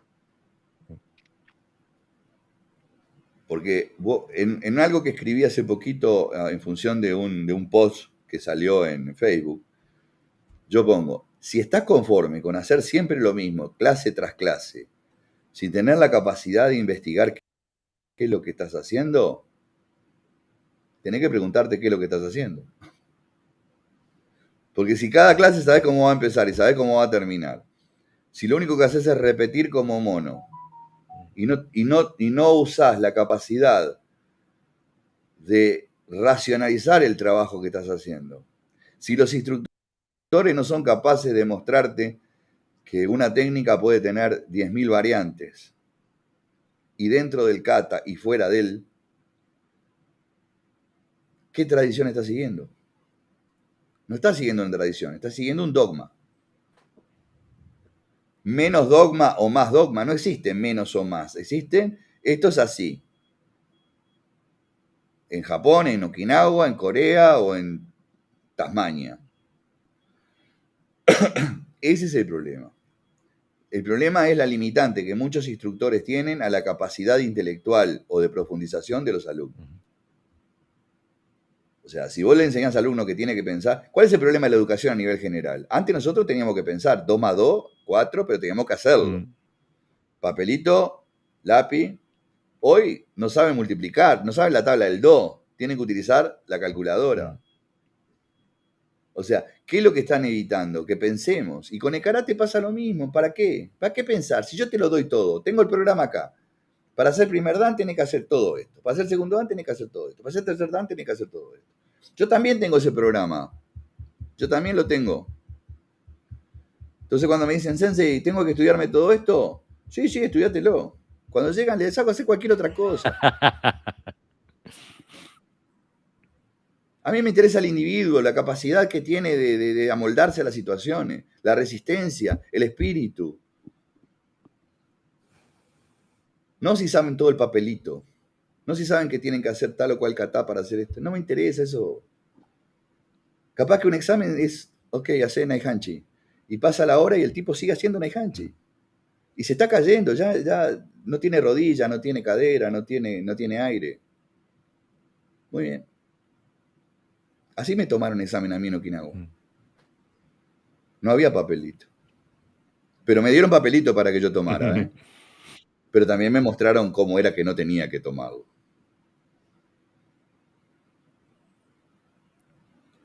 A ver, yo tuve suerte. No, de eso estamos completamente de acuerdo.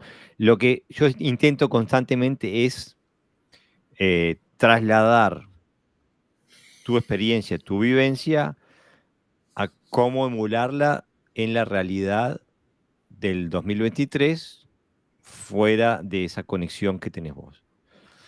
No lo intentes, no te desgastes. No, a ver, una tribuna pública como esta puede brindar elementos,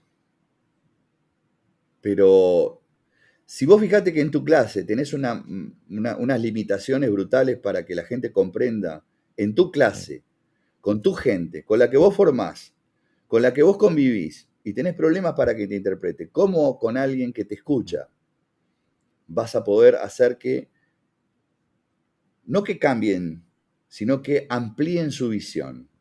Ya, si lográs que uno de cada 100 escuchas diga, esto podría llegar a ser, poniéndolo entre paréntesis y con signos de interrogación, ya está, date por convencido, ya tu objetivo está cumplido. Es decir, entablar una lucha con los que piensan que están haciendo bien y que hace 50 años que piensan que están haciéndolo bien, es como pelear contra los molinos de viento. Es decir, porque aparte, ni siquiera yo tengo el argumento suficiente para decir que lo que yo te estoy diciendo sea la verdad. ¿No? Como tú muy bien dijiste al principio, el karate es individual. eh, pero creo que sí se podría pedir que se comunicara de forma más cuerda. Eh, Sí. este, Yo creo que la idea principal es que todo el mundo sea capaz de volcar una experiencia personal que tenga la posibilidad de generar una enseñanza. Si vos le preguntás a alguien, ¿y tenés una experiencia que me pueda enseñar algo y no la tiene? Entonces, está amigo como siempre. seguro, una de las razones por las cuales yo te hago estas preguntas, de todo lo que hablé hoy, no solamente sobre el karate tradicional, porque cuando hablo del karate tradicional, no me estoy refiriendo, y lo dejo bien claro, no me estoy refiriendo al karate original o los dojos que practican ese karate. Me estoy refiriendo a donde provengo yo. Me estoy refiriendo a las cuatro escuelas principales de la Asociación Japonesa de Karate. Me estoy refiriendo al Shito, al Wado, al Shoto, al Goju. Me estoy refiriendo al karate japonés. Pero una de las de las razones por las cuales yo te hago todas estas preguntas, no es para decir esto es mejor que lo otro. Lo que me interesa sí es documentar la posición de una persona en tu posición, que ya establecimos que es una posición única, por todas las razones que hablamos hoy, sobre cuál es la situación en la que estamos hoy. Por ejemplo, una de las preguntas que quiero hacerte, desde el punto de vista del karate original, si es si es el karate o el ti de Matsumura, no lo sé, pero es un karate que tiene raíces profundas en el karate histórico okinawense. Por ejemplo, una de las cosas que he notado eh, por mi propia experiencia es que hay buena parte de las prácticas que tenía, que yo ya no las hago, pero que hay buena parte de las prácticas que aprendí y de las prácticas que he visto, no solamente en mi propio estilo, en mi escuela, sino en otros. Mira, yo te voy a dar un ejemplo. Acá, de vez en cuando en Dinamarca, nos juntamos los veteranos del karate danés a entrenar juntos. La gran mayoría son Shotokan, pero hay Goju, hay Wado, Shito hay muy poquito. En el vestuario, después de entrenar, cuando nos vamos a duchar, vos ves la gran mayoría, todos con la doble cicatriz en cada nalga de la operación de que le pusieron prótesis en las dos caderas o prótesis en las rodillas.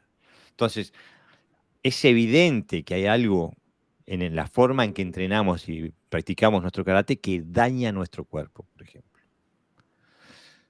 Va por mal puerto conmigo Sí, ya sé que a vos te cambiaron una y te... y voy por la Sí, otra. pero hay que hablar también de tu hiperflexibilidad, etcétera, etcétera, que creo que tiene mucho que ver con eso. ¿Pero es algo común en Okinawa ese tipo de operaciones? No tengo idea. La verdad, honestamente, no tengo idea. Que yo sepa, no, nunca nadie me ha dicho, pa, yo soy operado cadera o te estaría mintiendo si te dijera si es común o no es común. Como, no sé, la verdad que no lo sé. No lo El sé. karate, No lo sé. entonces, ¿tiene una parte dañina? O sea, ¿tiene una parte de la práctica que daña nuestro cuerpo? Más allá de lo que A hagamos. ver, el karate Mm, el karate en sí como mm, tal, no, como vos lo practiques es un mm. tema. O sea, por ejemplo, yo hago makiwara y me encanta el makiwara y adoro el makiwara y le pego a lo que venga con makiwara, pero pasé un proceso donde lo hice muy mal, hasta que llegué a hacerlo mejor. Pero yo le veo las manos a Morio Gigaona, por ejemplo, y digo, yo no quiero tener esas manos. Ni siquiera estoy seguro de si eso es mejor a lo que yo he hecho o a lo que hacía Yuchoku. Creo que no. Entonces, vos deteriorás tu cuerpo por varias razones. Una, porque tenés una predisposición especial para que se deteriore. Es decir, no puede existir una sola casuística. Ahora sí sé que si las cosas... A ver, yo fumo, digo, yo sé que en algún momento esto me va a liquidar. Ahora, yo soy consciente de eso. Digo, esa es una realidad. Es decir, lo mismo, o sea, tenía, yo qué sé, buena flexibilidad, pero sabía que hacer abuso de eso algún día me iba a pasar la cuenta. Ahora, yo como karateca necesitaba tener una abertura de 180 grados. ¿Para qué? Pero quería, me gustaba. Era parte de mis exhibiciones. Entonces, como dije, aquellos lodos traen estos barros. O sea, no es un tema si es el karate japonés o es el karate okinawense. Yo creo que el problema está en el individuo, cómo lo practica. A mí me decían, no, porque hacer makiwara como vos lo hacés te va a traer problemas, te va a traer deterioro en las manos. Yo no tengo ningún deterioro en las manos. Ningún deterioro en las manos. Y empecé haciéndolo muy mal. Pero empecé a hacerlo mejor. Y con un objetivo. El problema es hacerlo sin... Todo lo que hacemos sin objetivos, o con objetivos cortos, y al hablar de cortos digo, o sea, como dije, la flexibilidad la usaba para mostrarme en una exhibición, por ejemplo, o para hacer que mis alumnos me admiraran. Es un objetivo corto, porque ahora a los 64, olvídate, chau Pinela. Ahora, cuando el objetivo trasciende al individuo, trasciende al tiempo, y justamente busca la perfección o la casi o la cuasi o la quimérica perfección, entonces no lo vas a hacer mal. Porque el mismo proceso te va a ir enderezando el camino. De la otra manera no, porque es alocado. Es hacerlo por hacerlo. Es como que vas a contraviento y marea contra el tiempo. Y todo eso la vida te lo cobra. Como en cualquier orden de la vida, ¿no? El exceso sin sentido, el exceso por exceso mismo, la vida te lo cobra.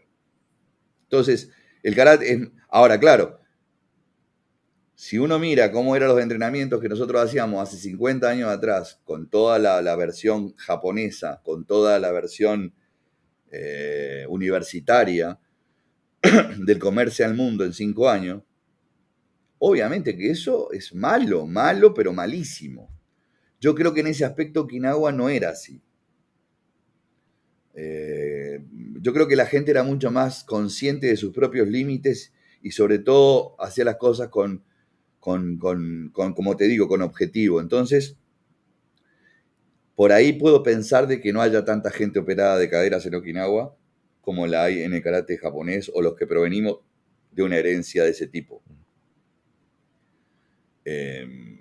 Porque, bueno, la propia utilización de posiciones medianamente naturales, con pesos balanceados, ya te está pautando de que por más que trabajaras hoyo hundo, lo hacías de una manera cabal, progresiva.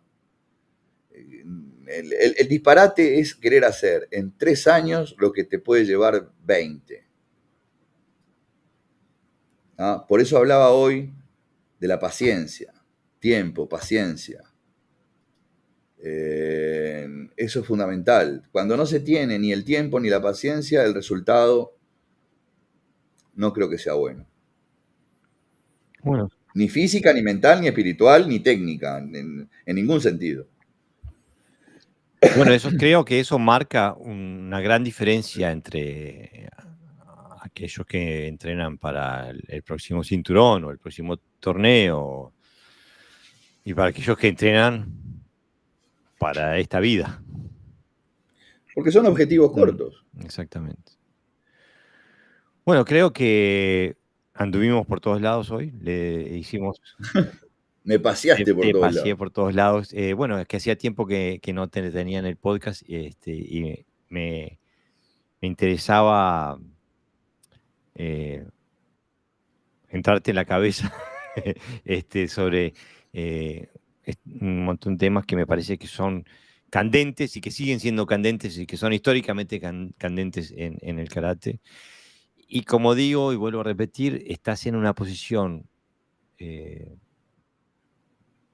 que es un resultado de toda una trayectoria, pero estás en una posición que a mí personalmente me parece que la audiencia le debería parecer importante escuchar lo que decís y bueno, reflexionar y que cada uno saque lo que pueda, ¿no?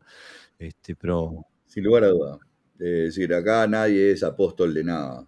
Yo personalmente no me considero ni dueño de la verdad, ni mensajero de ella, mucho menos mensajero de ella. ¿no? Y está bien. Lo que sí es que me acuerdo en algún lugar vi una cita que se le atribuyen a Ed Parker, al del Kempo. Kempo, no sé si es de él, pero dice, hay una gran diferencia entre el yo haría y el yo he hecho. Eh, y bueno, Sí, sí. bueno, ahora podemos hablar con Eso. uno que ha hecho y lo ha hecho durante más años de que la mayoría de nosotros hemos vivido. Así que bueno, esa era la intención de hoy. Y quiero que vuelvas lo antes posible, Sensei. No, yo, a ver, a partir de ahora yo estoy para. Lo que pasa que, como decimos, ¿no? O sea, por mi trabajo los fines de semana se me complica. Digo, eso no quiere decir que algún sábado no pueda estar, porque me encantan todos los temas que se tocan y porque a veces me tengo que morder porque no lo puedo escuchar en directo, o porque si escucho en directo de repente tengo que cortarlo porque tengo que seguir haciendo algo. Entonces, todo ese tipo de cosas que son un poco frustrantes para quien le gusta ser participativo, ¿no? O sea, y a mí eh, soy bastante locuaz en ese aspecto, ¿no? O sea, me gusta participar, aún en la disonancia, ¿no? Exactamente. Aún en pero bueno, ser parte, o sea, antes de criticar, prefiero ser parte. Y aparte, esto es una cosa que lo he hablado en privado con muchas personas. Yo puedo discrepar en 10.000 cosas contigo, Sensei. Menos mal. Y, y digo, y discrepo contigo en muchas cosas. Pero nadie puede poner en duda tu compromiso a lo largo de las décadas y tu compromiso diario con el karate. Te sale el karate por cada poro de la piel. Entonces, no me importa lo que digas, y esto se lo traslado a la audiencia y espero que hagan lo mismo. Paro la oreja. Mira, yo te mostré antes lo que para mí era la finalidad más linda de este viaje, y la voy a poner acá la foto misma. Es una foto de... Entre un joven Balves, un, un hombre de mediana edad, como era Minoru en ese momento, y esta historia que hoy seguimos escribiendo Minoru y yo. Exactamente. Y, y esto es lo que me enorgullece a mí, el envejecer, pero no solamente por el tema biológico, sino por el tema de aprendizaje. O sea, creo que todos o muchos tenemos la suerte de envejecer, pero no todos tenemos el privilegio de aprender en el transcurso del tiempo. Y yo me considero un afortunado también por hacer que cada año de mi vida haya intentado aprender un poquito más, o ser mejor persona, o darle un rumbo a mi vida que tenga un sentido. Y el karate, obviamente, que es el paralelo a mi existencia, ¿no? O sea, no podría asociar mi vida a otra actividad que no fuera karate.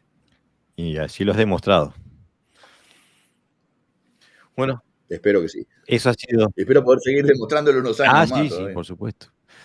Pero bueno, eso ha sido todo por hoy. Espero que la audiencia lo haya disfrutado y bueno, hasta la próxima entonces. Un abrazo grande a todos. Gambate Kudasai. Gambate Kudasai.